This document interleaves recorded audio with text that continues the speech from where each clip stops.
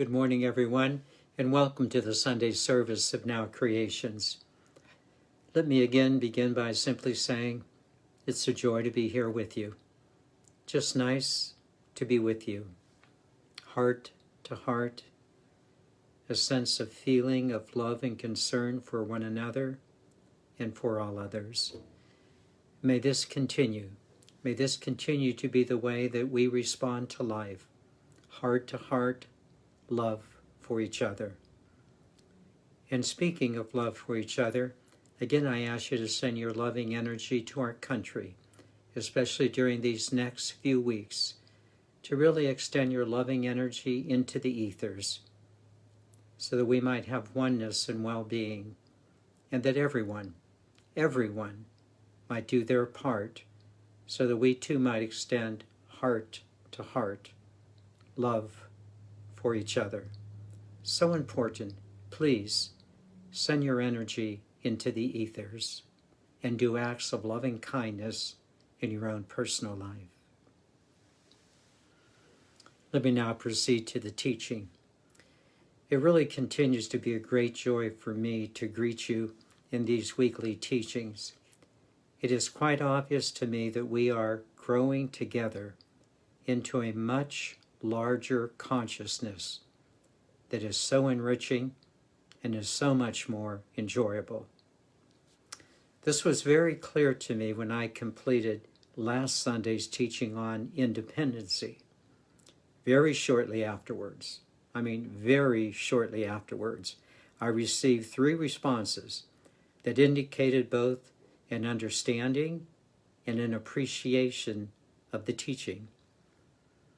I do not make this comment lightly, because the teaching on independency demands a certain degree of awareness in the listeners. It is this degree of awareness in you, the listeners, that has now prompted me to explore the topic of independency a little more.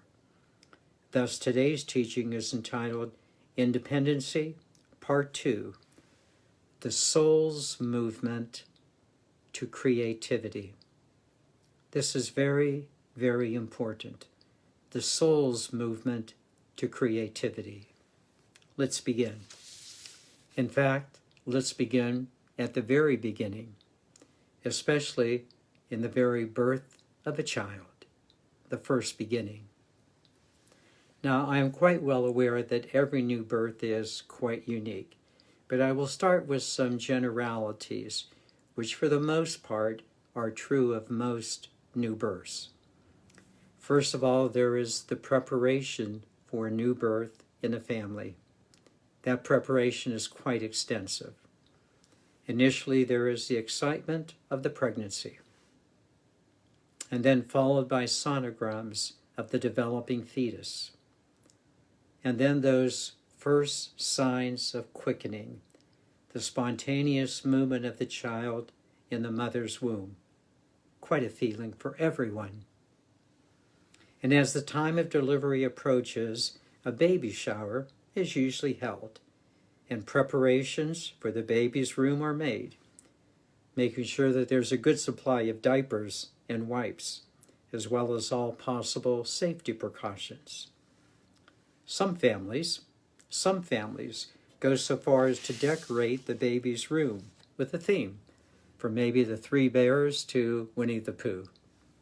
All is in readiness, and everyone is excited, waiting for the moment. And then that moment comes. The water breaks, the mother is quickly brought to the hospital, prayers are extended for a safe delivery, and the entire family rejoices at the birth of a new member of their family. Family members can't wait to see the baby, especially the older children and the grandparents. And then the parents lovingly look at each other and say, "We did it. We made a baby." Everybody can't wait for the baby to be brought home and to be raised in the family. Now, a few other things might be considered, which are only seen in hindsight, and offer the hindsight is several years later. The first thing seen in hindsight is, well, what was the baby's role in the birth? Some people would say, well, what do you mean? What was the baby's role in the birth? The baby didn't have a role to play. It just got born. It just arrived. And most people would say that the baby arrived with a tabula rasa, a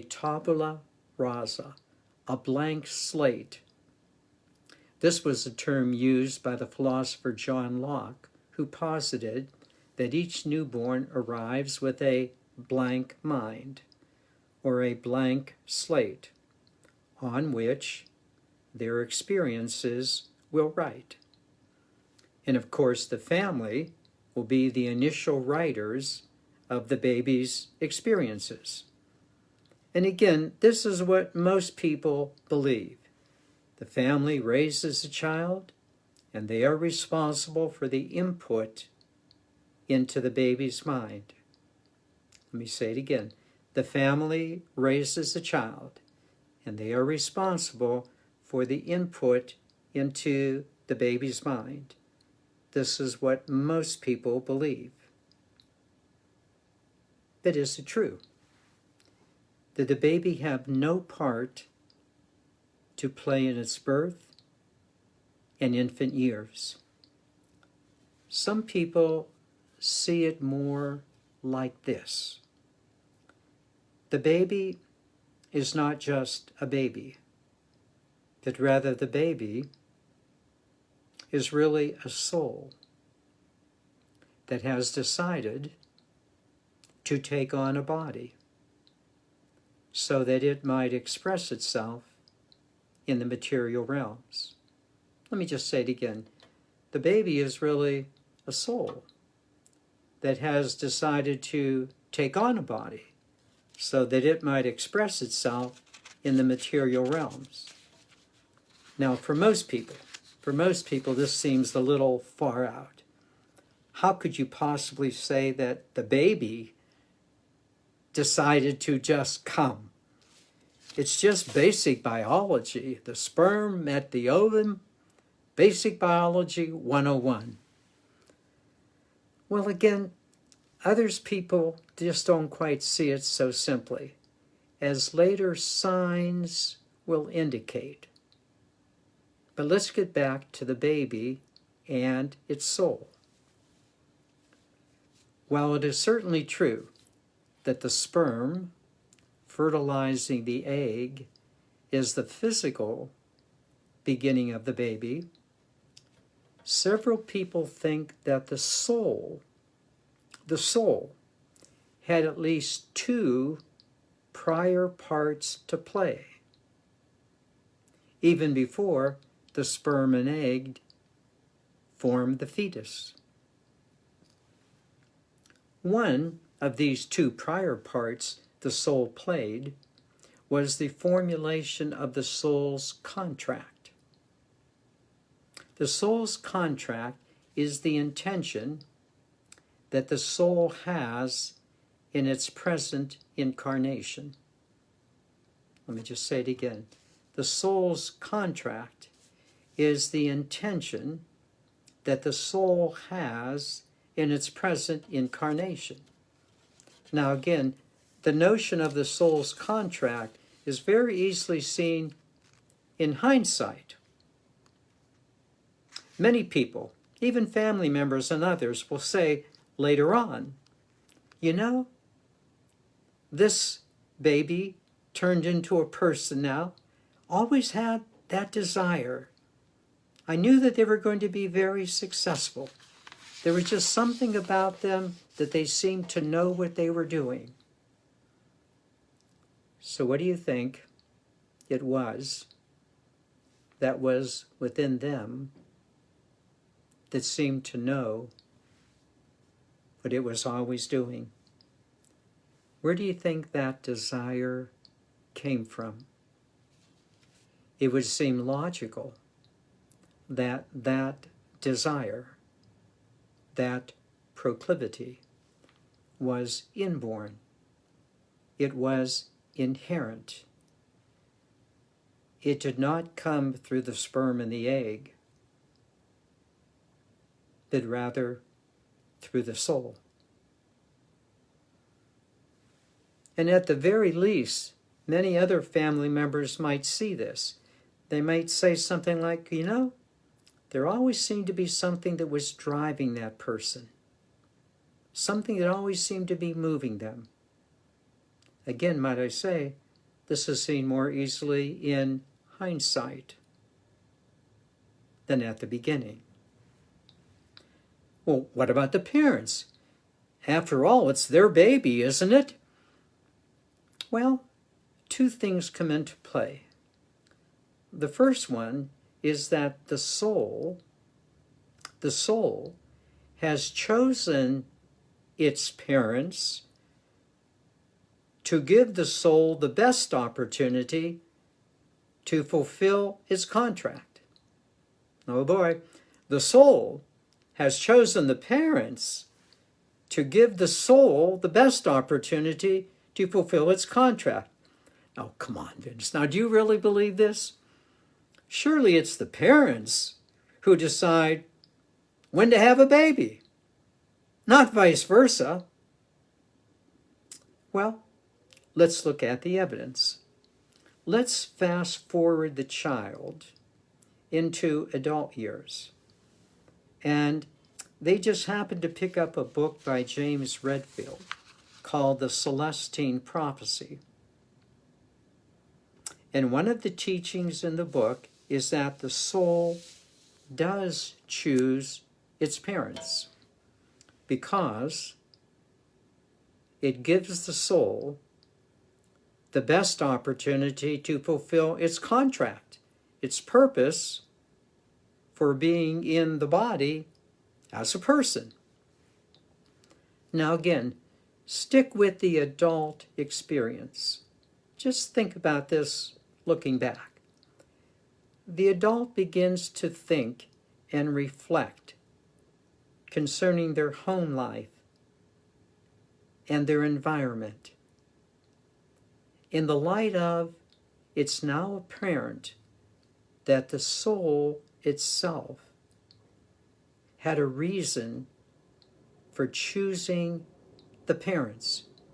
The soul says, yes, I can see how coming through my parents and our family, having my parents in our family gave me the best possibility to fulfill my soul's contract. My family, especially my parents, gave me the lessons I needed to fulfill my destiny. Just say it again. My family, especially my parents, gave me the lessons I needed to fulfill my destiny.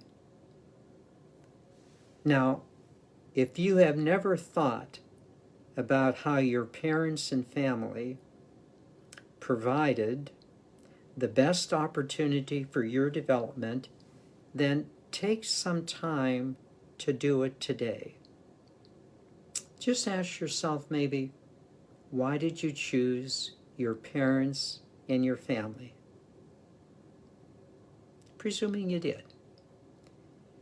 In hindsight, might I suggest that it might give you clarity concerning your parents and family as it did for me. Now, the second point. The second point concerns the reflection of Khalil Gibran in his wonderful book, The Prophet. In the book, he has an essay entitled On Children, which I believe is a brilliant insight and also such a truthful statement. He says two things that are pertinent to our teaching today. The first one, your children are not your children. They come through you, but not from you. I'll say it again. Your children are not your children. They come through you, but not from you. Very profound words. And secondly, and again so insightfully, you, the parents, are the bow from which your children, as living arrows, are sent forth. You, the parents, are the bow from which your children, as living arrows, are sent forth.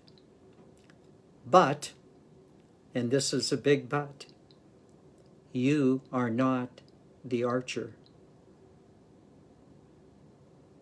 You are the bow,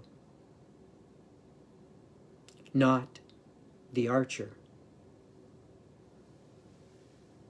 Well, they are my children. I brought them into existence, some parents might say. No one can tell you any differently at the moment, but consider the following. First, the archer of the child is their soul. It is the soul that is manifesting through the body.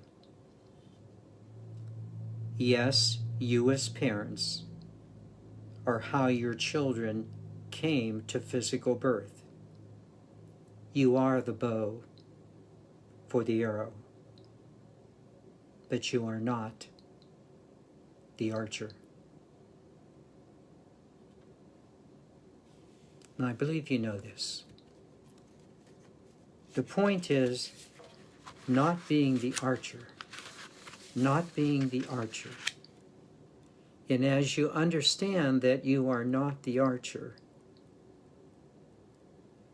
you yourself are able to see your own childhood differently.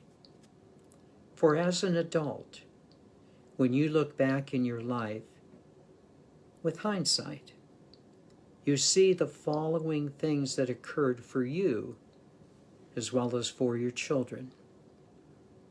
And of course, this is always leading to independency.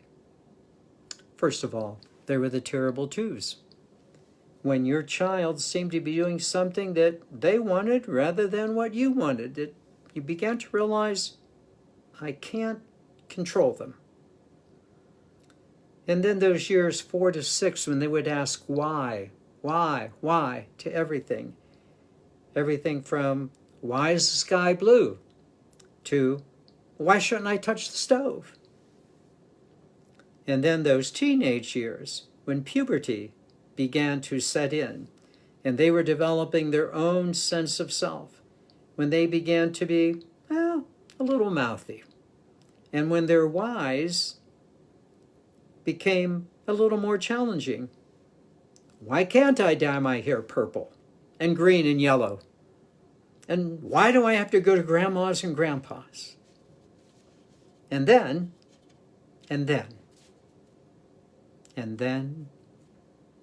it finally happened. Not to the parents, but within the child.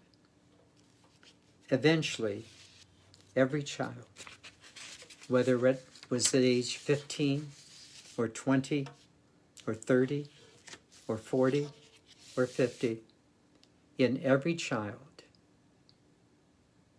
the child began to realize that it was no longer their parents' child.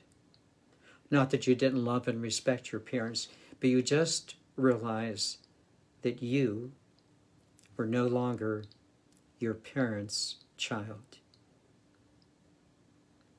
You had become your own person. You had become your own individual. You had become your own self. And more you would do things your way, according to your soul's contract.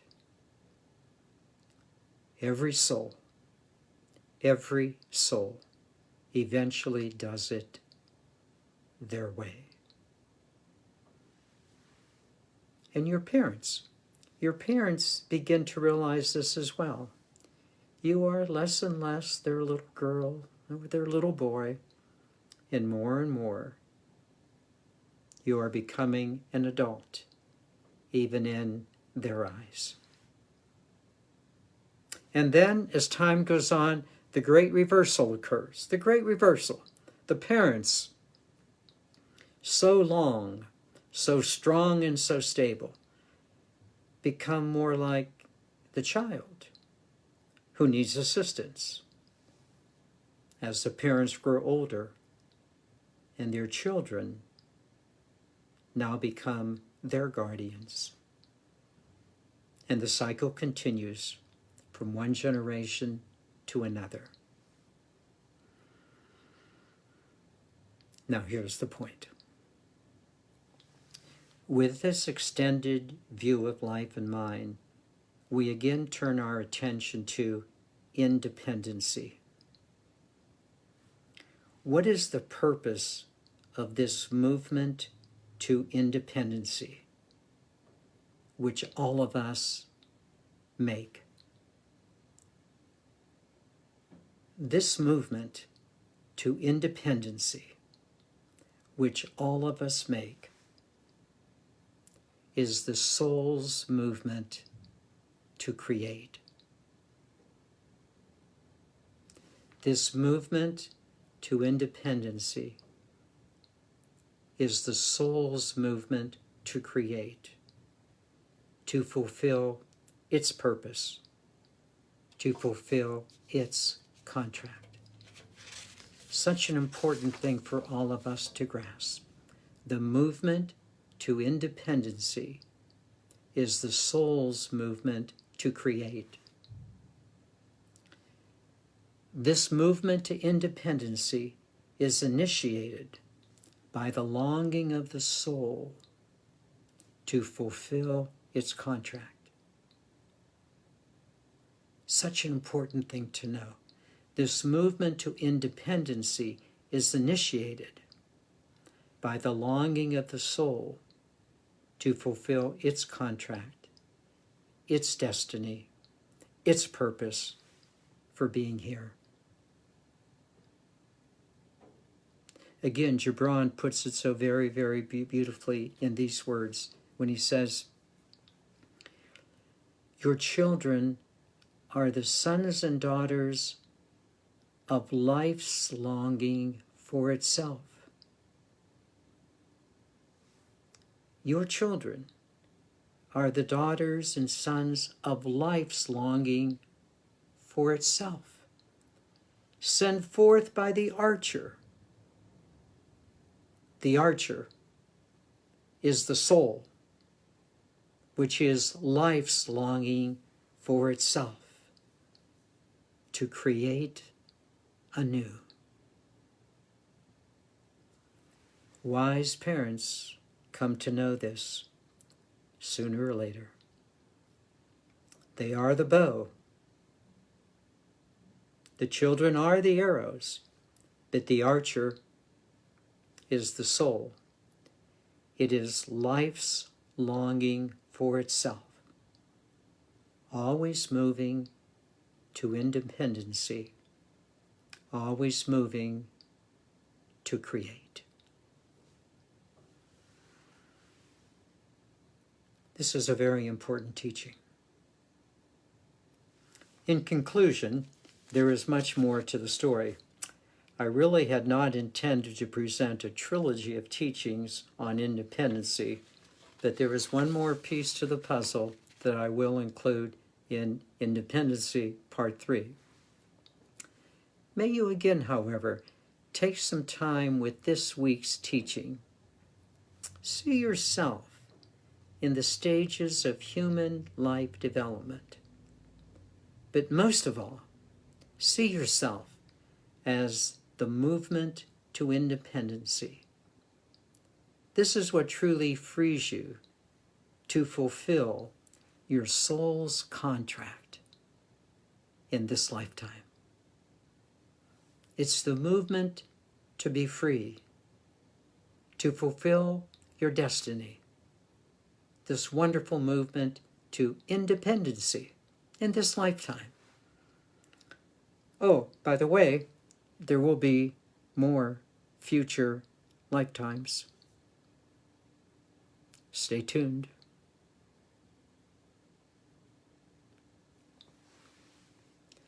Let me now happily share this meditation with you, and what a joy it is to do so. Let's begin as we normally do by simply focusing on the breath and just taking a look at life, independency through the development of the baby to the adult. Please begin by simply focusing on the breath and just allow it to settle you, to settle your body, to settle your mind, and to bring that soul of yours to the fore. Please begin.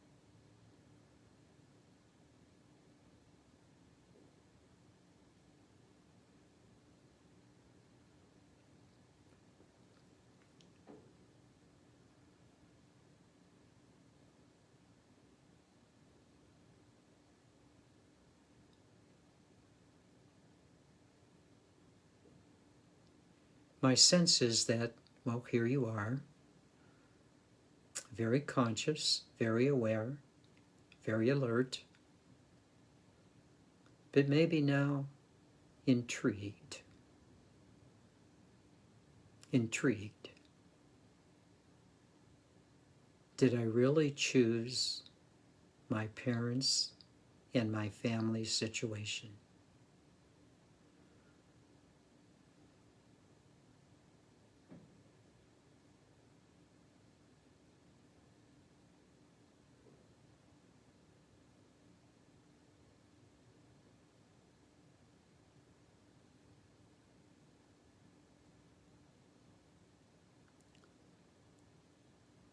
It's a very interesting question.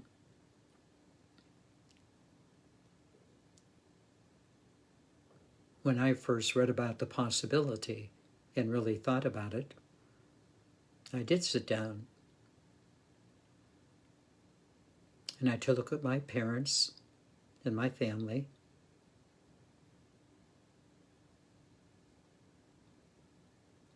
and just appreciated all of the things that I learned from them.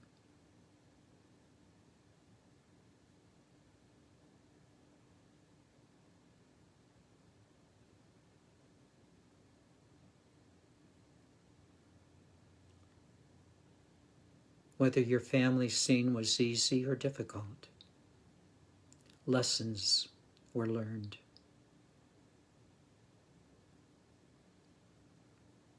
And not just from maybe your immediate family, but from your extended family.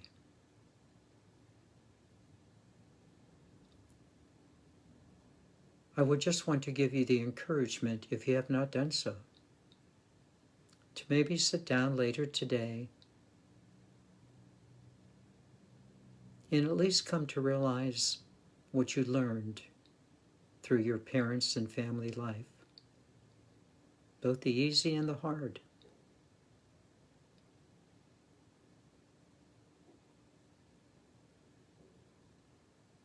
And perhaps maybe you will come to understand that there really was a choice, and your choice was the best one for your soul's contract. It prepared you.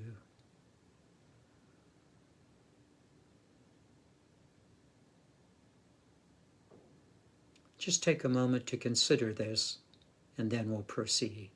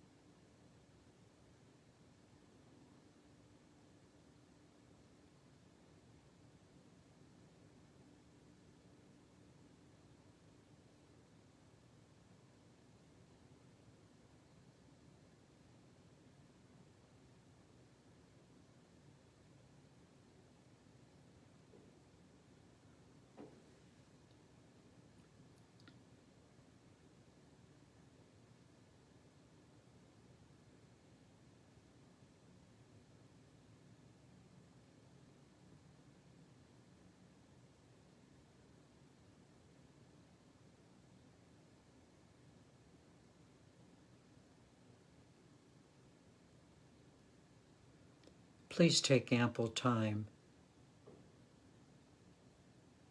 to view your choice of parents and family a little later. But now that second intriguing point, that you have a soul contract, a destiny, a purpose.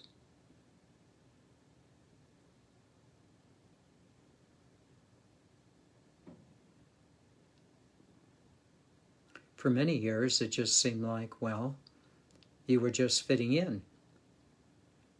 You just had to fit into the family, fit into society, religion, whatever. Friends were important, getting a job, relationships, maybe having your own family. And yet beneath it all, and perhaps unconscious to you for many, many, many years, there was something. There was something that was within you, and that's in you right now. That is you.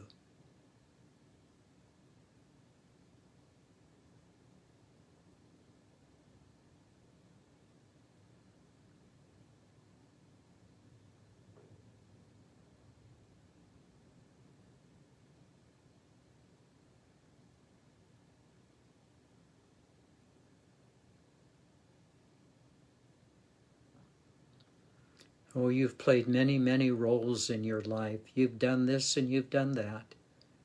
But beneath them all, there has always been you. Even at times that you didn't know who you were, you at least knew you weren't your present observation. Something was missing. It was you.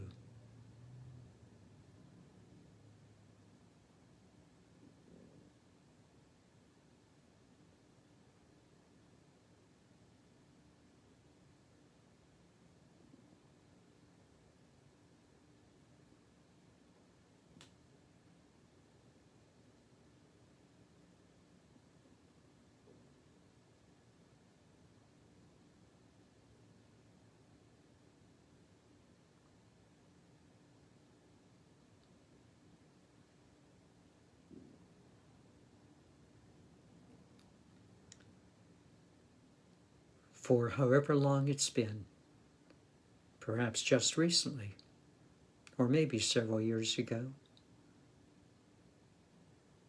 you have become in contact with your soul.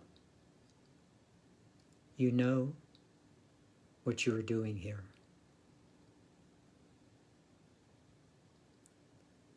No more charade, no more pretend. you know you, and you are fulfilling your contract.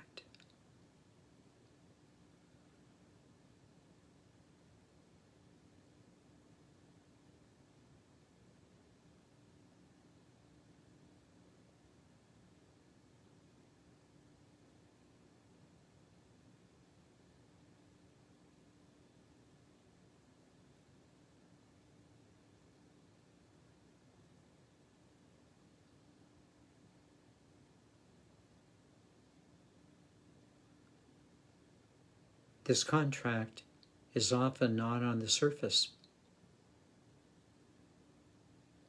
Don't think you know it through your head trying to think about it. You'll be wrong.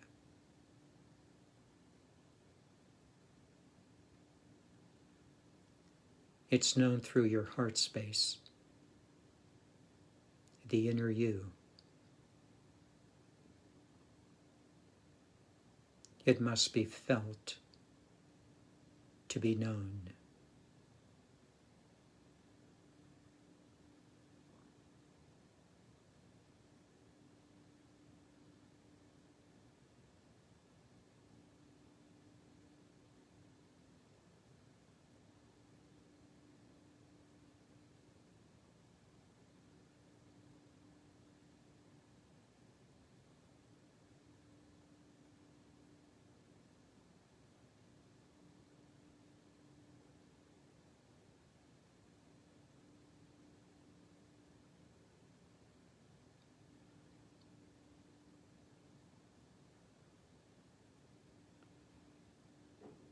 My heartiest congratulations to you for knowing who you are.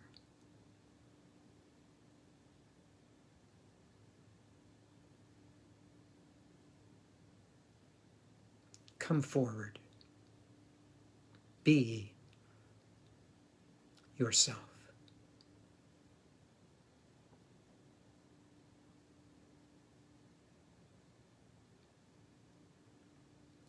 Free yourself from what isn't you, never has been.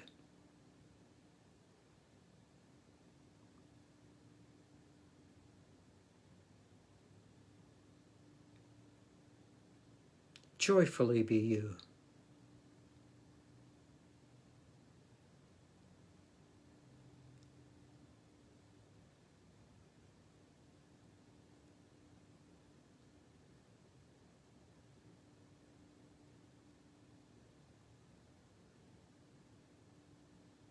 With a joy that makes your heart smile.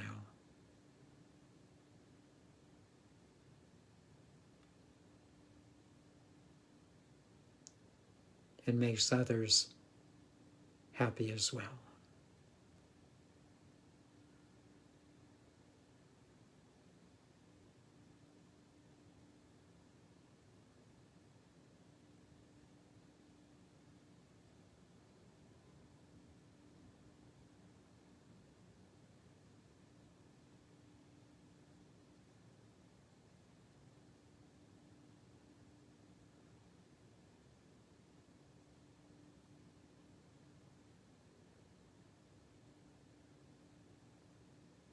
May you understand these words.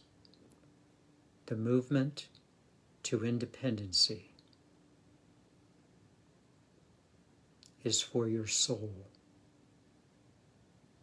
to create,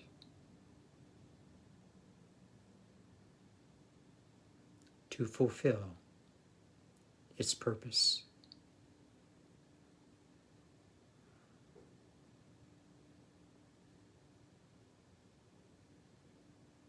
You have archered yourself.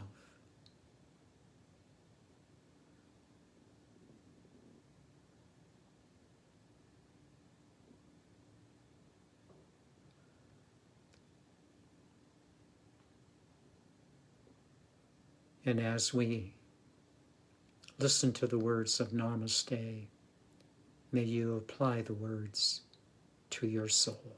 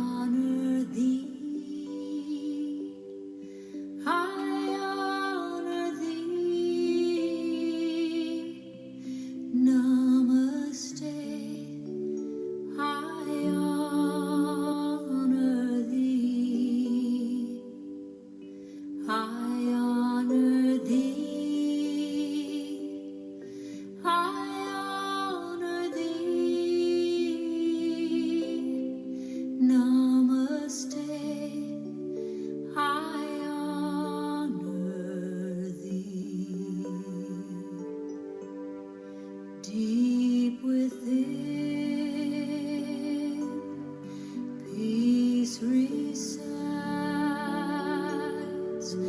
faith abounds and love abides. The light shines bright to illumine love without, love within. I honor thee, I honor thee. Namaste, I honor thee, I honor thee, I honor thee. Namaste, I honor thee. When you are where you need to be, within that space, I honor thee. Seen through eyes, an illusion, seen through spirit, we are one.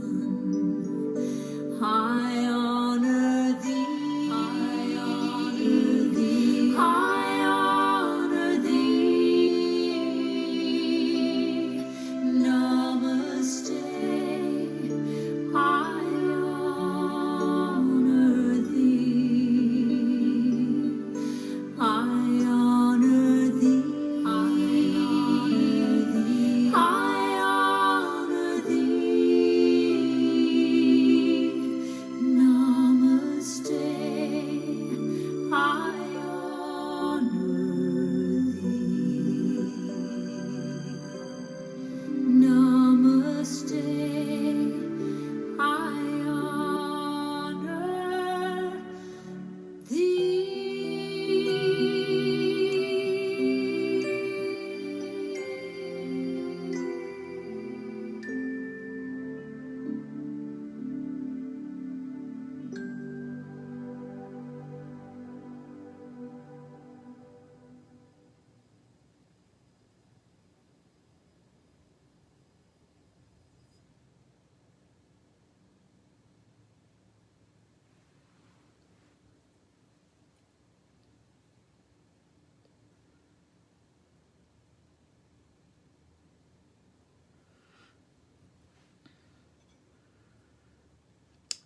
Right at this moment, do you not feel free, joyful, happy?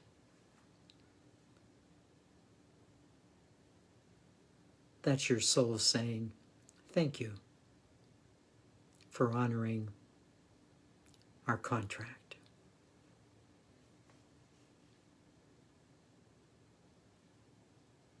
You and the soul as one. Namaste.